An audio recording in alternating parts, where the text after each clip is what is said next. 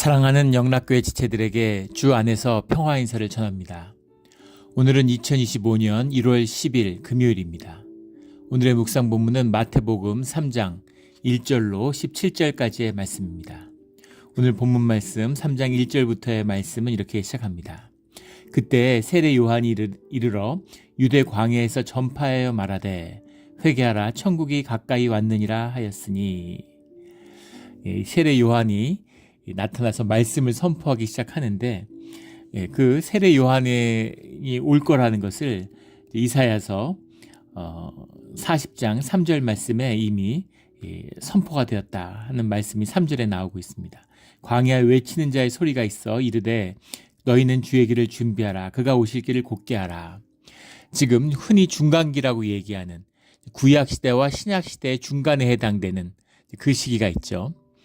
이 시기의 400년의 특징은 말씀과 임재가 사라진 겁니다. 말씀이 이제 임재니까 주님의 말씀이 사라져버린, 그 앞에도 물론 어려운 시기가 있었지만 늘 선지자들을 통한 주님의 말씀이 이어져 오고 있었죠. 말씀이 선포됨으로 그 말씀이 선포되는 그 말씀을 통해서 주님의 뜻을 만날 수 있었습니다. 그런데 그 말씀이 말라기와 함께 사라져버려요. 말라기 4장 5절에 나오는 마지막, 다시 주님의 말씀이 임할 때는, 주님의 임재가 다시 나타날 때는 엘리야가 온다, 이렇게 말씀하셨죠. 그 말씀을 누가복음 그 1장에서 주님이 확인해 주셨죠. 광야에 외치는 소리라고 하는, 그리고 엘리야가 먼저 와서 메시아를 오늘 오실 것을 증거할 것이라고 하는 그것을 주님이 확인했습니다. 확인해 주셨어요. 세례 요한이 바로 그 엘리야고 너희가 기다리던 선지자였다. 말씀이 400년 동안, 400년이라는 것은 이런 땅에서 있을 수 있는 최고의 시간이죠. 최장의 시간입니다. 4라는 것이 땅을 상징하는 숫자고 10도 땅을 상징하는 숫자죠. 10과 10이 더해진 10이 10만큼 있으니까 땅의 숫자가 다 찼는데 그게 또 4예요. 4와 10과 10입니다. 그러니까 땅에서 견딜 수 있는 가장 긴 시간이 이제 400년으로 표현되는 거죠. 애굽에서의 노예 생활이 400년이었잖아요. 그래서 이제 다시 주님의 임재가 나타나는 거예요. 주님의 때가 임하는 겁니다. 그러니까 그때 그 압제 가운데에서 계속 압제, 바벨론의 압제 밑에서 해방돼서 이제 좀 새 것이 왔나 하는데, 또 그 다음에는 이 그릭 계열의 아주 그런 압제를 받았고, 잠시 마카비 혁명으로 무슨 그런 그 자치를 회복하나 했더니 이번에 또 로마에게 무너지고, 이런 계속 로마의 또 압제를 받게 되고 힘든 시간을 보내고 있는 겁니다. 그런데 세례 요한이 나타나서 회개하라 천국이 가까이 왔다 이러니까, 아, 메시아가 오시는구나, 주님이 약속하셨던 말씀이 이제 성취되는구나. 그러니까 사람들이 얼마나 기뻤겠어요. 그러니까 사람들이 이제 막 몰려드는 거죠. 4절에 보면 이 요한은 낙타털 옷을 입고 허리에 가죽띠를 띠고 음식은 메뚜기와 석청을 먹었다. 메뚜기라는 건 야생에 아무거나 잡아먹었던 게 아니라 우리가 아는 메뚜기보다 훨씬 큰 거라 그러죠. 이 지역에 있는 것이. 그리고 그 이제 구약에도 나와 있는, 레위기 이런 데도 나와 있는, 신명기에 나와 있는 그런 먹어도 되는 그런 음식이죠. 정결한 음식입니다. 메뚜기와 석청도 뭐 수액이다 뭐 이런 주장도 있는데, 보통은 그 나무 사이에 이렇게 벌들이 그 벌집을 틀어놓은, 꿀을 모아놓은 그것을 의미한다라는 견해가 더 설득력이 있는 것 같아요. 그래서 꿀을 먹고 메뚜기를 먹으면서 낙타털 옷을 입고 엘리야의 의상을 보여주는 거죠. 그 역대왕 하에 나오는 엘리야의 의상입니다. 그러니까 내가 엘리야로 이 땅에 왔고 주님의 길을 예비한다라는 자각이 있는 것이죠. 그걸 보여주는 거예요, 상징적으로. 그러니까 사람들이 엘리야가 다시 왔구나.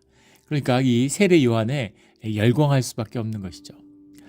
5절에 보면 이때 예루살렘과 온 유대와 요단강 사방에서 다 그에게 나와 자기의 죄를 자복하고 요단강에서 그에게 세례를 받더니, 오늘의 말씀의 주제는 세례죠.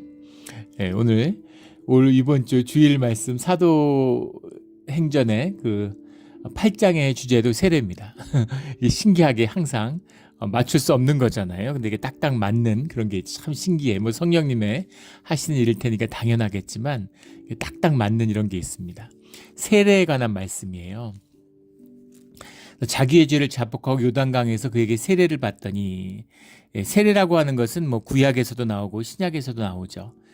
그런데 이제 그걸 공통적으로 세례의 의미를 담는다고 하면 에베소서 5장에 나오는 것처럼 죄 씻음입니다. 세례의 본질은 죄를 씻는다는 거예요. 그 다음에 그리스도와 연합한다는 겁니다. 로마서 6장에서 그 의미를 정리하고 있죠. 그리스도와 연합이고 죄 씻음인데 구약시대의 유대인들도 세례를 받았습니다.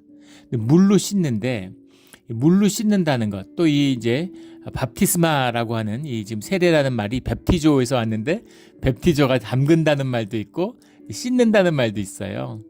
그래서 담근다는 이 의미 때문에 물에다 들어가야 된다, 담가야 된다, 뭐 이렇게도 얘기하는데 담글 수도 있고 뭐 씻을 수도 있고 물가에 서서 물로. 그러니까 그 의미가 중요한 것은 아니죠. 그래서 뭐 침례가 맞다, 세례가 맞다, 뭐 이런 것 자체가 이제 사실 무의미하다고 봅니다. 중요한 것은 우리의 마음이겠죠. 우리가 삶입니다. 새로운 삶으로 나아가는 자기들의 죄를 자복하니. 근데 중요한 것은 죄를 씻는다는 것과 그 다음에 주님과 하나 된다라는 두 가지 의미죠.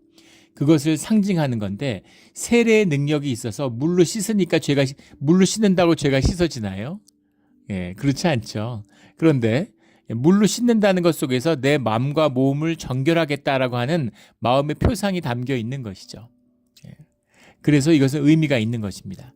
유대인들도 할례를 받은 다음에 이방인이 유대인이 되기 위해서는 할례를 받고 할례가 아물고 나면 물에 씻으면서 물에 그걸 씻으면서 말씀을 읽어주므로 율법을 읽어주므로 그가 유대인이 되었다고 선포하는 겁니다. 그래서 거듭남을 의미하는 것도 있죠.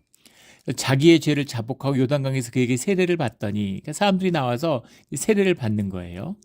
요한이 많은 바리새인과 사두개인들이 세례 베푸는 데로 오는 것을 보고 그러니까 막 불길처럼 바리새인들하고 사두개인이라고 바리새인이라는 것은 파리시라는 말이 구별하다라는 경건주의 마카비 혁명, 마카비 운동 이후에 나타난 경건주의 운동의 이제를 대표하는 사람들이 바리새인들이죠. 그래서 바리새인들이 이제 신약을 읽고 복음서를 읽다 보니까 바리새인들을 이제 자꾸 꾸짖고 종교인들이니까 그래서 바리새인들이 되게 우스워 보이는데 역사상 가장 위대한 종교 전통을 가진 자들이라고 그러죠. 그 삶의 경건함과 열심을 당할 자가 없다는 거예요. 지금 뭐 유대 무슨 이슬람의 무슨 이런 사람들 뭐 열심주의 이런 사람들은 비교도 안 되는 거죠. 율법을 철저히 지키려고 했던 사람들입니다. 그러나 아무리 열심히 지키려고 한들 인간이 어떻게 의를 이룰 수가 있겠어요. 무엇보다도 자기 일을 이루고 주님을 대적하는 것은 결국은 마귀의 짓이라는 겁니다. 오늘 말씀 가운데 그들이 나오는 걸 보고 사두개는 이제 사독 제사장의 후예들, 제사장의 가문을 이야기하는 거죠. 사두개인들이 세례 베푸는 데로 오는 것을 보고 이들도 세례에 대한 열망이 있는 거죠. 죄 사함에 대한 하나님이 오시니까 죄를 사함을 받기 위해서 죄를 자복하는 거죠. 죄를 자복하지 않는데 어떻게 죄 사함을 받겠어요? 이런 유럽의 사실 기독교적인 종교 전통에서 나온 거죠. 대통령이 사명권을 갖고 있습니다. 원래는 사명권이라는 것은 이제 교회에서 갖고 있었던 것이죠. 그런데 이제 종교 개혁이 일어나면서 뭐 영국 교회 수장이 영국 왕이 되면서 왕이 사명권을 갖게 됐죠. 그런데 이제 그것이 미국이 이제 앵글로 섹슨의 영향을 받아서 미국이라는 나라가 독립하니까 사명권을 가졌는데 그럴듯하잖아요. 아주 좋은 특권처럼 보이니까. 그러니까 이제 이 나라 저 나라 뭐 대통령제가 있는 나라들은 다 사명권을 갖고 있죠. 이게 막 남용되고 오용돼 가지고 지금 미국 보세요. 사명권 당장 없애야죠. 자기 뭐 사돈을 사면하고 뭐 자기 자식을 사면하고 말이 됩니까? 있을 수 없는 일인데 이 사면의 정신, 이 기독교의 정신이 완전히 퇴락해 버린 것이죠. 미국의 이야기잖아요. 지금 대통령, 다음 대통령 다 거기죠. 이제 가족들을 사면하라고 사면권을 준 게 아니죠. 그런데 그 사면의 전제가 뭐냐면 죄의 확정이 있어야 된다는 겁니다. 미국의 재판할 때 보면 재판정에 사람을 불러서 그것이 민사든 형사든 그 판사가 기소된 죄목들을 쭉 알려주고 이걸 인정하느냐라고 물어보죠. 그래서 인정한다 그러면 재판 없이 죄에 들어가는 것이고 인정하지 않는다 그러면 재판을 시작해서 죄를 따져보는 겁니다. 인정하지 않으면 일단 죄가 없다는 것을 가정하는 거죠. 무죄 추정의 원칙이라고 그러죠. 죄가 없는 상태로 가정하고 죄를 따져보는 거예요. 죄가 확정되면 죄가 확정된 자에 대해서 사면이 이루어질 수 있는 겁니다. 여기서 포괄적 사면 이런 건 없죠. 지금 심지어 미국에서는 뭐 정권 이양기니까 그런 얘기가 나와요. 다음 정권에서 이제 정치 보복할까봐 그 보복 대상에 올라 있는 사람들에게 대한 혐의, 아직 기소도 안 되고 재판도 안 했는데 그 혐의를 미리 대통령이 사면하는 그런 것 때문에 논란이 많죠. 말도 안 되는 소리입니다. 죄를 자복해야 그 죄에 대한 용서가 있을 수 있는 것이죠. 죄를 자복하는 거예요. 죄사함을 위해서 세례들을 받는 것이죠. 그런데 바리새인과 사두개인들이 오는 것을 보고 독사의 자식들아, 누가 너희를 가르쳐 임박한 진노를 피하라 하더냐. 너희는 진노를 피할 수 없어. 너희는 심판을 피할 수 없어. 그때 제사장들과 종교인들의 핵심을 이루는 사람들이 나왔는데 그 사람들이 어디 가나 하나님의 이름으로 있는 곳에서 환영받을 것 같은데 세례 요한이 마치 이사야가 꾸짖던 것처럼 그걸 그대로 받아서 레토릭을 이 독사의 자식들아. 왜 독사의 자식들일까요? 독사가 하와와 아담을 시험에 빠뜨린 하나님의 가는 길을 어지럽히는 자이기 때문이고 속이는 자이기 때문입니다. 이게 종교의 본질이잖아요. 거짓이란 얘기죠. 종교는 아름다워요. 종교는 거룩합니다. 종교는 선한 일을 행해요. 하지만 종교의 본질은 헛된 것입니다. 종교의 본질은 악한 것이에요. 왜냐하면 주님과 함께하지 않기 때문입니다. 주님과 함께하지 않으면 세상에 가장 아름다운 것이 가장 추한 것이 됩니다. 주님과 함께하지 않으면 가장 아름다운 것이 가장 악한 것이 돼요. 이게 주님이 함께하는 비밀이죠. 세례의 자리에 종교인들이 오니까 이 독사의 자식들아, 임박한 진노를 누가 너희에게 피하라고 하더냐. 진노를 받아. 그런 얘기죠. 8절에 그러므로 회개에 합당한 열매를 맺고 속으로 아브라함이 우리 조상이라 생각하지 말라. 내가 너희에게 이르노니 하나님이 능히 돌들로도 아브라함의 자손이 되게 하시리라. 말씀 담대한 말씀의 선포예요. 정말 간이 부었지. 정교일치의 사회고 그 당시에 로마의 치하라고 하지만 하나님을 모독했다고 얼마든지 종교의 이름으로 핍박할 수 있는 그 기득권자들이잖아요. 근데 그들을 준열하게 꾸짖는 거죠. 주님의 말씀으로. 주님의 말씀을 가진 자들은 이런 기계가 있어야 됩니다. 종교인들은 항상 말씀을 이용해 세상에 아부하죠. 세상의 한 축이니까. 그런데 말씀에 서 있는 주님의 뜻, 본질의 세계에 속한 자들은 현상을 꾸짖을 수 있는 것이죠. 꾸짖어요. 진리를 선포하는 것입니다. 우리 늘 진리의 편에 서서 이런 담대한 믿음의 삶을 살아가는 우리가 되기를 주의 이름으로 축원합니다. 뭐 잃을 게 없죠. 아무것도 잃을 게 없습니다. 그리고 뭐 눈치 볼 것도 없고 말씀 그대로 선포하는 거죠. 속이는 자들아, 이런 얘기죠. 이 랍비들 그 당시에 이제 그 중간기에 유대인들은 할례를 받고 세례를 받은 자들은 절대 지옥에 가지 않는다. 구원파 같죠? 무슨 죄를 지어도 지옥에 가지 않는다. 이렇게 가르쳤다 그래요. 요즘 우리 생각하면 되겠죠. 구원파 영향을 받아가지고 멤버십 같이 생각하는 거죠. 교회 다니면 교회 멤버십을 갖고 있으면 절대로 지옥 안 가. 뭐 이런 거죠. 그리고 요즘에 이제 교회도 안 다니고 교회 가는 것도 귀찮아지고 이러니까 이제는 세례를 받았으니까. 유아 세례를 받았으니까 우리는 절대 천당에 간다. 뭐 이런 식으로 얘기하는 거예요. 완전히 이제 뿌리채 흔들리고 있는 것이죠. 종교라는 건 그런 것입니다. 그렇게 흔들리고 마는 거예요. 중요한 것은 주님과 하나 되는 것. 주님 안에서 죄사함이 있어야 죄의 문제를 가지고 주님과 하나 될 수는 없죠. 주님이 죄사함을 해주시고 우리를 의롭게 하시니까 주님과 하나 되는 겁니다. 이 세례 요한에 대해서 주님이 누가복음 7장 28절에서 여자가 낳은 자 중에 요한보다 큰 자가 없다 이렇게 말씀하세요. 충격적인 말씀이죠. 다윗도 있고 노아도 있고 아브라함도 있고 세상에 요셉도 있고 어떻게 요한보다 큰 자가 없다고 얘기하실 수가 있어요. 그런데 이어서 천국에서는 아무리 작은 자라도 요한보다 큰 자다 이렇게 얘기하죠. 이거 무슨 말입니까? 주님과 하나 되는 비밀이죠. 주님의 의를 말씀하고 있는 거예요. 그리고 주님의 사역을 말씀하는 겁니다. 주님의 사역을 이루는 것에 함께하는 자, 그것이 가장 큰 자인 거죠. 이 땅에서. 요한인 겁니다. 낙타 털옷 입고 메뚜기하고 석청 먹으면서 말씀 전하다가 요절했어요. 사형당했죠. 목이 잘려가지고. 현상적으로 보면 이렇게 저주받은 삶이 어디 있겠습니까? 불행한 삶이 어디 있겠어요? 그런데 주님이 가장 복된 삶이고 가장 큰 자라고 말씀하시는 거죠. 예수님은 더 말할 것도 없겠죠. 예수님의 일, 하나님의 일을 이루는 자, 이것이 복되고 큰 자입니다. 우리 다 복되고 큰 자가 되기를 주의 이름으로 축원합니다. 세상은 속이는 거죠.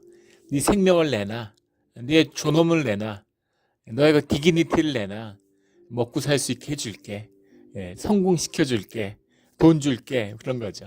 근데 그런 것은 다 헛된 것입니다. 잠깐 있다가 다 썩어지는 것에 불과해요. 주님과 함께하는, 말씀과 함께하는 우리의 생명은 영원한 것이고 복된 것이죠.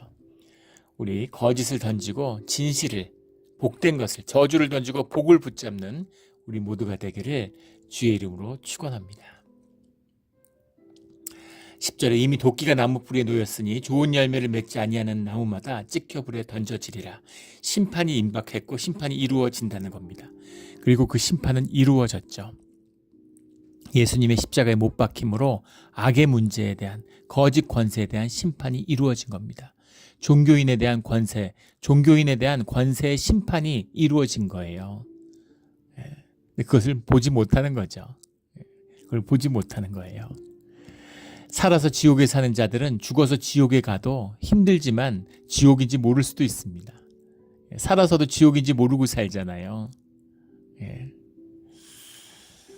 예전에 무슨 이렇게 TV 쇼 같은 그런 건데 뭔지 모르겠어요. 오래돼서 부자였겠죠. 근데 교포인지 미국에 와서 돈을 좀 벌었는지 이제 한국에 가서 이제 그런 걸 하는 거죠.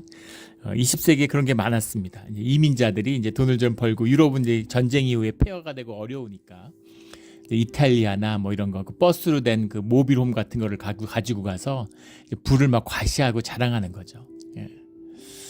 그런데 그걸 자랑하는데 한국 교포가 아닐까 싶은데, 그걸 자랑하면서 자기가 1년에 300일을 그런 무슨 클럽, 룸살롱 이런 데 가서 돈을 쓴다고 자랑하더라고요.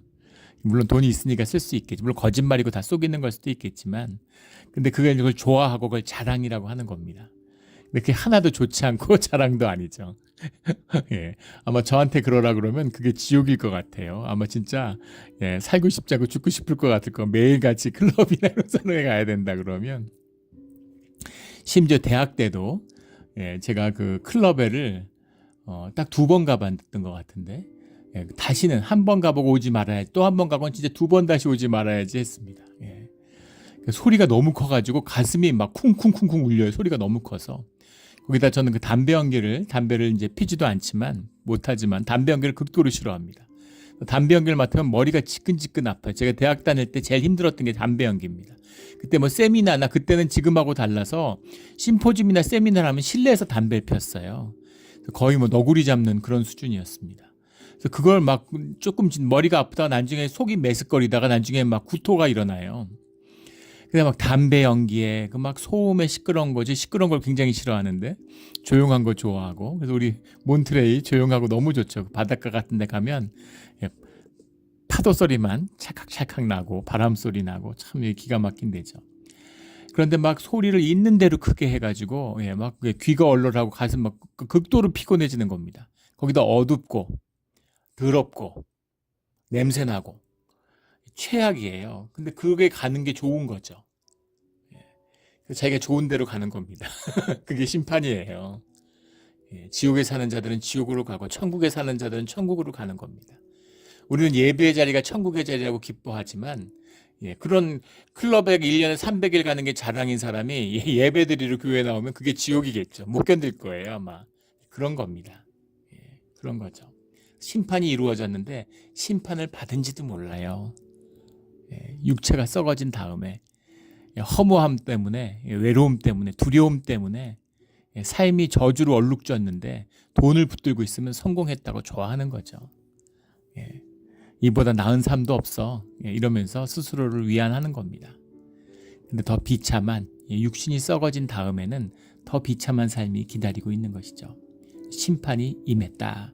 종교인들은 심판을 피할 수 없는 것이죠. 11절에 나는 너희로 회개하게 하기 위하여 물로 세례를 베풀거니와 내 뒤에 오시는 이는 나보다 능력이 많으시니 나는 그의 신을 들기도 감당하지 못하겠노라. 그는 성령과 불로 너희에게 세례를 베푸실 것이요. 물의 세례가 있고 성령과 불의 세례가 있다. 성령 세례와 물 세례를 구분하기도 하는데 성령과 불의 세례, 불 세례는 뭡니까? 불의 혀같이 임했다고 해서 또 뭐 불세례가 있는 것처럼 뭐 그렇게 얘기하는 사람도 봤어요.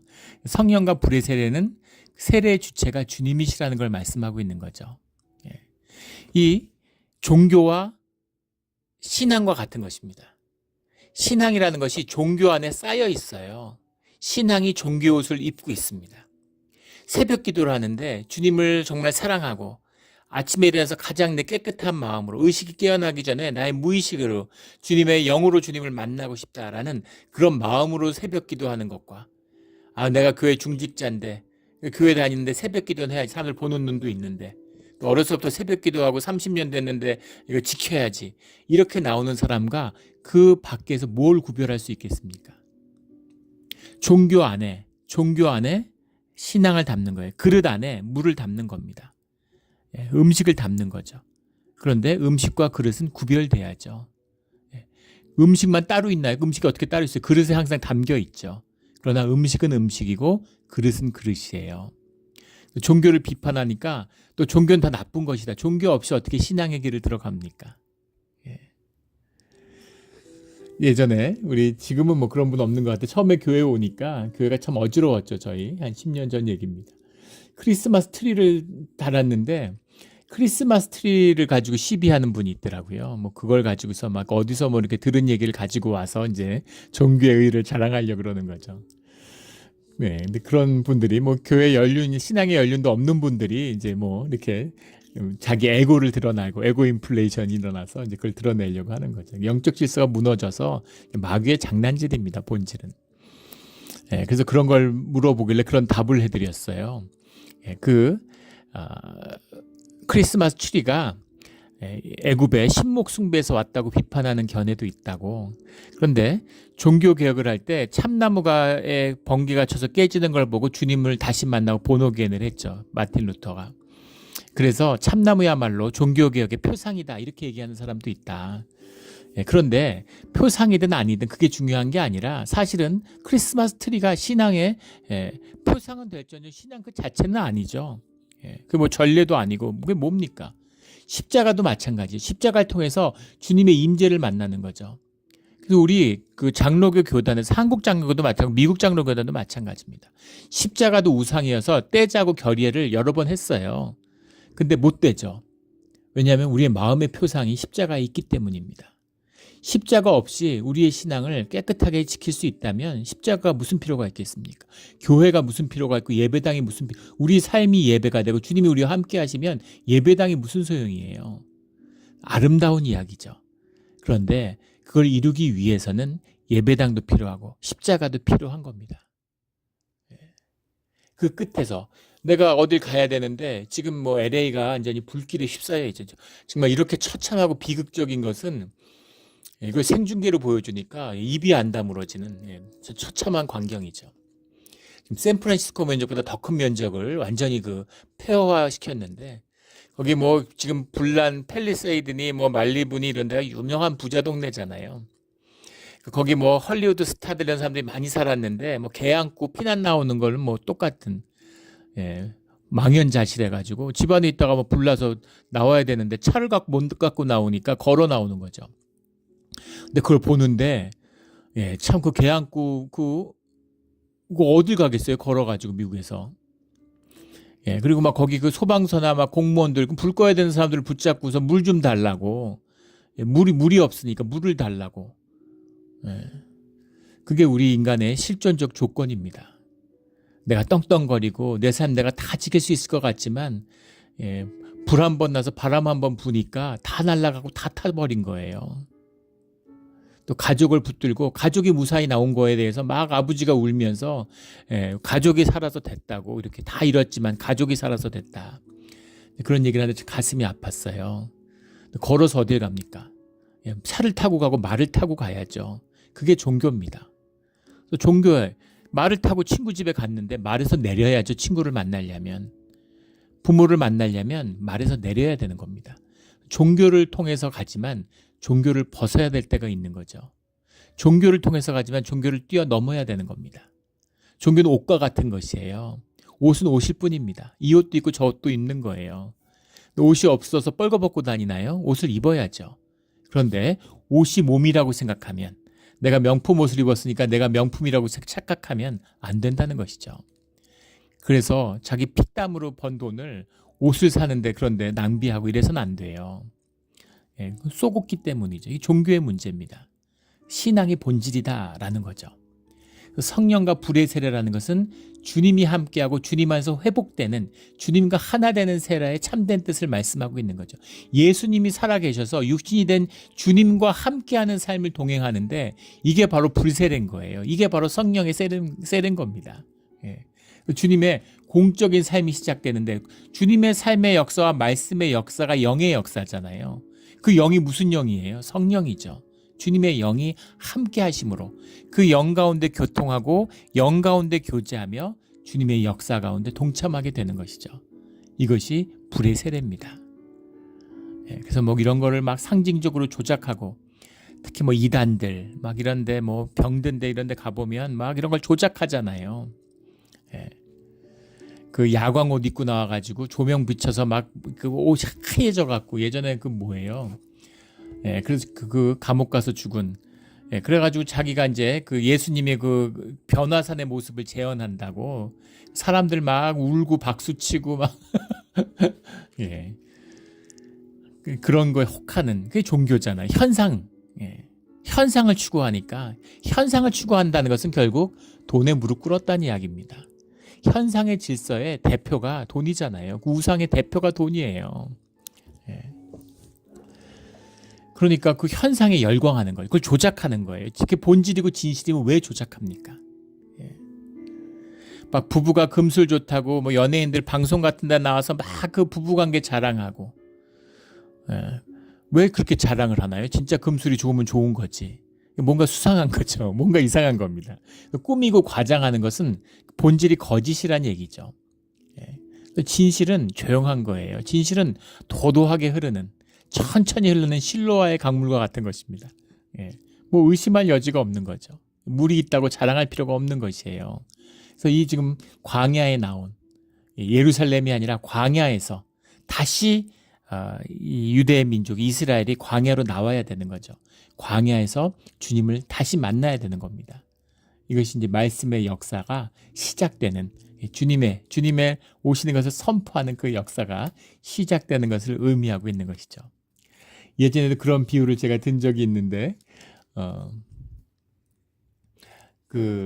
저희 형이 이제 평생 투자은행, 투자증권 뭐 이런 데서 일했어요. 금융계에서 일했는데, 증권회사에서 일하면, 근데 제가 이제 그 처음에 교회에서 일할 때, 제가 교회에서 얼마를 받는지 굉장히 궁금해 하더라고요. 그래서 그 얘기를 듣더니 깜짝 놀래요. 교회에서의 사례라고 하는 것은 뭐 일에서 받는 사례라는 말이 신수비란 말을 우리 쓰죠. 원래 전통적인 말입니다. 그냥 먹고 살 수 있도록 물값과 뗄나무 값을 주는 거예요. 삶을 보조해 주는 겁니다. 노동에 대한 대가가 아니에요. 무슨 일했다고 주고, 그래서 교회 크다고 뭐 많이 주고 적다고 조금 주고 이러는 게 아닙니다. 교회들이 타락해가지고 지금 무슨 사업체 같이 그렇게 생각하는, 회사 같이 생각하는 거죠. 그런데 저희 형이 있더니 깜짝 놀라는 거예요. 그런데 그 은행 이런 데서는, 투자증권 이런 데서는 그 저희 형은 채권 일을 쭉 했는데, 그 채권팀에서 제일 막내 신입사원 들어와서 채권 들고 심부름 다니는 그 직원도 연봉이 1억은 넘는다는 거예요. 20년 전에 들은 얘기입니다. 그런데 옷을 최고급 양복을 입고 구두든 넥타이든 시계든 다 최고급으로 입으라고 그런다는 거예요. 만약에 돈이 없으면 그 회사에서 빌려준답니다. 연봉이 높으니까 갚으라 그러고, 뭐든지 최고로. 그래서 화려하고 아주 부유하게, 그리고 아주 그 도도한 자세로 고객을 대한다는 거죠. 그래야 사람들이 좋아하고 가서 돈을 맡기는 거죠. 막 맡아달라고 사정하면, 아유 그래 네 거는 그래 받아줄게, 이런 식으로 받는 거죠. 그래서 왜 그렇게 하는지 아느냐고 물어보더라고요. 그래서 왜 그렇게 하느냐 그러니까, 금융의 본질이 사기기 때문이라는 거예요. 그 금융회사 임원이었는데 그런 얘기를 하더라고요. 그래서 뭐라 그러냐면, 진짜 돈 버는 비밀을 알면 왜 남의 돈을 끌어들이겠냐는 거예요. 자기 돈으로 하지. 절대 남한테 아무도 모르게 자기 혼자 돈 벌지 떠벌릴 필요가 없다는 거죠. 떠벌리고 돈 있다고 자랑하고 사실은 돈 버는 비밀은 아무도 모르기 때문이라는 거예요. 예. 평생 주식을 했는데 절대 주식하지 말라고. 예. 주식 번 사람들만 얘기하니까 예. 주식해서 다 돈 버는 것 같지만 잃은 얘기는 안 하고 버는 얘기는 딴 얘기만 해서 그렇지. 딴 거 잃은 거 다 따지면 평생으로 해서 돈 번 사람 아무도 없다는 거예요. 예. 그런 얘기를 해주더라고요. 형으로서 이제 진실한 얘기를 해주는 거죠. 예. 아주 정직한 고백인 겁니다. 예. 그런 의미에서 예. 꾸밀 게 없는 거죠. 교회는 꾸밀 게 없어요. 진실을 붙들고 있는데, 십자가를 붙들고 있는데 자랑하고 꾸밀 게 뭐가 있습니까? 교회들이 막 교회 건물을 막 꾸미고 뭐 에스컬레이터 달고 뭐 자꾸 이벤트 하고 왜 그래요? 예, 속이 비어 있기 때문인 겁니다. 진실을 잃었기 때문에 그런 거예요. 그래서 종교는 임재를 잃어버릴수록 점점 더 화려해집니다. 역사상 최고의 성가대, 최고의 교회 건물이 세워진 때가 16세기의 로마 가톨릭이죠. 지금 가톨릭이 그렇다는 뜻은 아니에요. 예, 근데 가장 교회가 썩었을 때입니다. 그때 가장 아름다운 교회 건물을 지은 것이죠. 그런 거예요. 그래서 꾸밀 것이 없는 주님이 진실이 함께하니까. 13절부터 17절까지는 주님이 세례를 받는 말씀이 나옵니다. 주님이 세례를 받으러 나오니까 요한이 말려 이르되 14절에 내가 당신에게서 세례를 받아야 할 터인데 당신이 내게로 오시나이까. 15절에 예수께서 대답하여 이르시되 이제 허락하라. 우리가 이와 같이 하여 모든 일을 이루는 것이 합당하니라. 세례가 무엇인가라는 것을 말씀하고 계시는 거죠. 16절에 보면 세례를 받으시고 곧 물에서 올라오실 새 하늘이 열리고 하나님의 성령의 비둘기같이 내려 자기 위에 임하심을 보더니 예수님이 쓰셨는데 육신을 입고 땅 위에 쓰셨는데 새 하늘이 열렸다. 예, 사본에 따라서는 뭐 자기에게 열렸다 이런 표현도 있는데 새 하늘이라는 게 뭐예요? 하늘이라는 표현이 성경에 나오면 땅과 구별된 땅에 있을 수 없는 새로운 차원이 열렸다라는 거죠. 삶의 새로운 차원이 열렸는데 하나님의 성령이 비둘기같이 내려 하나님과 성령과 예수님이 하나 되는 삼위일체를 보여주고 계시는 거죠. 성령의 연합이에요. 하나님의 연합, 삼위의 연합이라는 것이 교회가 섬기는 본질이죠. 하나님의 본질적인 측면이 연합과 하나됨이다라는 것을 말씀하고 있는데 그 하나됨이 놀랍게도 주님이 요한에게서 세례를 받을 때 이루어졌다는 겁니다. 이 땅 가운데서. 그래서 세례라고 하는 것이 그 자체가 무슨 위와 아래를 의미하는 것이 아니겠죠. 그런 거라면 어떻게 요한에게 주님이 세례를 받겠어요? 그래서 이것이 하나됨의 상징이다라는 걸 보여주고 있는 거죠. 세례 자체가 무슨 제사함의 능력을 담고 있는 도구 같은 것이 아니라는 겁니다. 그 주체는 주님이라는 거죠. 주체가 주님이기 때문에 세례를 베푸시든 세례를 받으시든 주님 안에서 하나됨이 이루어진다는 겁니다. 주님이 계시는 곳에서는. 예. 그래서 세례는 죄 씻음이고 세례는 그리스도와 연합함이다라는 것이죠. 예. 그래서 죄를 사하는 회개가 임해야 되고 죄 씻음 다음에 주님과 함께하는 겁니다. 예. 우리 죄를 용서받았으면 이제 죄가 없으니까 또 내 삶을 사는 것처럼 그게 죄예요. 그래서 회개를 한다는 것은 내 죄, 내가 이런 죄 짓고 저런 죄 짓고 저런 죄 졌는데 그거 없던 걸로 하고 그런 게 아닙니다. 뭐 다 알고 계시겠지만 우리 몬트레 영락교회 교인들이라면 다 알고 계시는 얘기죠. 근데 그렇게 착각하는 분도 많아요. 내가 뭐 이런 죄를 졌니 저런 죄를 졌니. 내 존재가 죄예요. 죄성을 가지고 태어났습니다. 태에서부터 죄인이었어요. 그런데 그 죄를 주님이 우리에게 묻지 않으신다는 겁니다. 그래서 우리를 죄를 씻어주시고 그 죄에 대한 대가, 그 죄에 대한 죄의 심판으로서 당신이 십자가에 못 박혀 피 흘림으로 그 죄 씻음을 감당하셨다는 거죠. 그래서 그런 관계, 존재의 의미를 담고 있는 것이다. 그것은 그리스도와 연합함으로부터 이루어지는 것이죠. 근데 그 전통적인 관점에서 보면은 이것을 이제 성례적인 관점에서 보는 가톨릭의 견해죠. 은혜의 도구로 보는 겁니다. 주님의 은혜가 우리에게 임하는데 그 도구로서 성례, 세례가 쓰이고 있다. 일리가 있는 얘기죠. 또 믿음을 심는 어떤 도구다. 이렇게 보는 겁니다. 루터교 같은 데 대표적이죠. 세례를 받음으로써 믿음이 우리에게 주어진다라는 겁니다. 또 그런 게 있는가 하면 이제 언약적인 관점, 우리 이제 개혁 교단의 이제 전통이죠. 은혜의 표상이고 주님의 그 은혜 주님 주님의 의로움, 주님께 인치심을 받았다고 하는 상징적인 의미, 그걸 언약의 상징적인 관점으로 받아들이는 겁니다.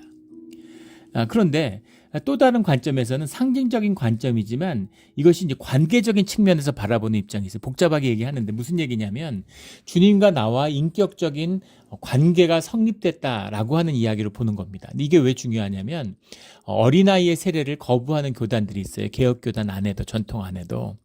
그래서 어린아이는 의식이 아직 없는데, 의식이 세워지지 않았는데, 자신의 인격적인 결단이 없는데 부모가 세례 주는 게 무슨 의미가 있느냐, 이런 의미인 것이죠. 그런데 그것은 큰 착각인 것이, 그렇다면은 할례를 태어난 지 8일 만에 받는 건 어떤 의미입니까? 아이가 무슨 인격적인 결단을 하고 무슨 의식과 자각이 있어가지고 할례를 받아요. 할례를 받음으로 주에게 속한 자가 되는 것이죠. 그래서 주님이 나를 불렀다. 이건 인디비주얼리즘의 상징이에요. 이 개인주의 이런 게 나오니까 내 자아를, 내 의식을 내 인격이라고 생각하는 거죠. 아닙니다. 주님 안에서부터 인격이 있었어요. 주님이 우리의 육체에 부어 넣어 주신 것이죠. 그래서 우리가 어느 부모가 누구고 어느 가정에 태어난 것도 다 주님의 뜻 가운데 이루어진 것이에요. 주님의 부르심을 받았는데 그 부모가 자녀를 세례 준다는 게 무슨 의미예요? 부모가 교육받잖아요. 애가 교육받습니까? 세례 교육을. 아이를 믿음 가운데 주님께 드려서 주님의 뜻대로 아이를 키우겠습니다라는 부모의 결단과 헌신이죠. 부모가 주님과 하나 되고 주 안에서 아이를 키운다는 것이 그 아이가 그 하나님과 하나 된 삶을 살게 된다고 하는 표상이 되고 상징이 되고 또 실제가 되는 것이죠. 실제를 이루어가는 것이죠. 그래서 유아 세례를 받는 것을 꺼릴 이유가 없어요. 이것은 귀한 것이고 복된 것입니다.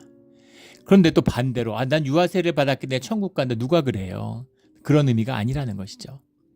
주님께 귀하게 자라겠다고 언약을 했는데 지키지 않으면 무슨 의미가 있습니까? 세례를 받았는데 살지 않으면 무슨 의미가 있겠습니까? 말씀을 받았는데 말씀을 머리로 받고 가슴으로 살지 않으면 그럼 종교인이 되는 거예요. 그럼 사두개인 되는 겁니다. 바리새인 되는 거예요. 주님과 하나 되는 예수님의 겸손을 만나게 되잖아요. 예수님이 오셨는데 어떻게 세례요한한테 사례를 받습니까? 주님이 보여주시는 거죠. 근데 이것을 무슨 권위와 능력의 무슨 위계로 받아들이는, 이거 완전히 잘못된 견해입니다. 주님 안에서 하나 되는 거예요. 이것은 성령의 임재를 믿고 그것을 실제화되는 그런 주님의 역사인 겁니다. 주님의 일하심이에요. 뭐 이 벅찬 감격을 뭐 어떻게 말로 다 할 수 있겠습니까?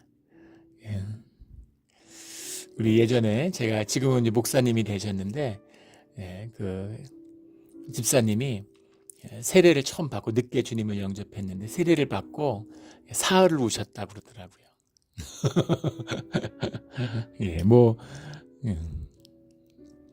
그렇게 눈물이 나는 거죠. 우리 이런 새 하늘이 열리는 삶의 차원이 달라지는 이런 우리 신앙의 자리가 되기를 예수 그리스도 이름으로 축원합니다. 아멘. 기도드리겠습니다. 하나님 아버지 감사합니다. 이 땅에 오셔서 감사하고 또 우리가 주연절을 지나 주연절 첫 번째 주일로 들어갈 때 이런 주님의 또 말씀과 만나게 되니까 이 감격이 얼마나 큰지 모릅니다. 주님, 우리 삶 가운데 함께 해주시고 우리 가운데 새 하늘을, 새 차원을, 새 삶을 열어 주시옵소서. 그런 주님의 새로운 2025년이 될 줄로 믿고 감사하며 예수 그리스도 이름으로 기도드렸습니다. 아멘.